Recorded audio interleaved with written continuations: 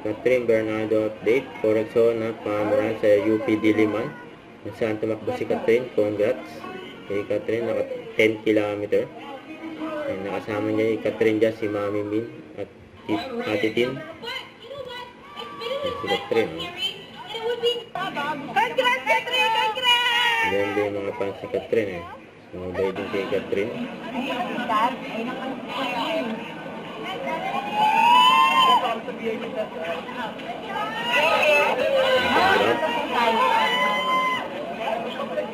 Masaya yung mga tumakbo dyan eh. Kailangan pa sila ng artista eh. Catherine Bernardo pa. Naganda na si Catherine sa tent.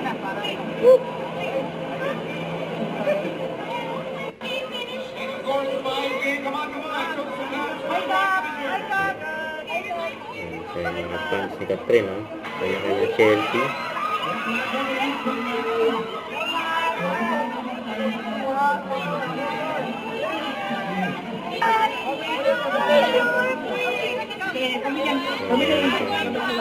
Bata o.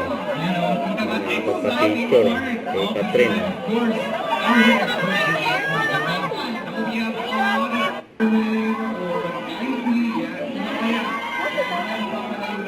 Catherine.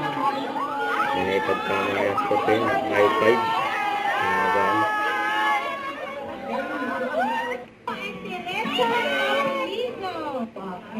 And speech ni Catherine. So, yun yung pinaka-important. It's not about the time, it's not about, anything. It's just about finishing it and just waking up with the right mindset. So, sinabi ko, sobrang nakatulong yung mga tao na nag-cheer every time. From the along tropical scent or B, clean, powdery scent. Go! Congrats kay Catherine.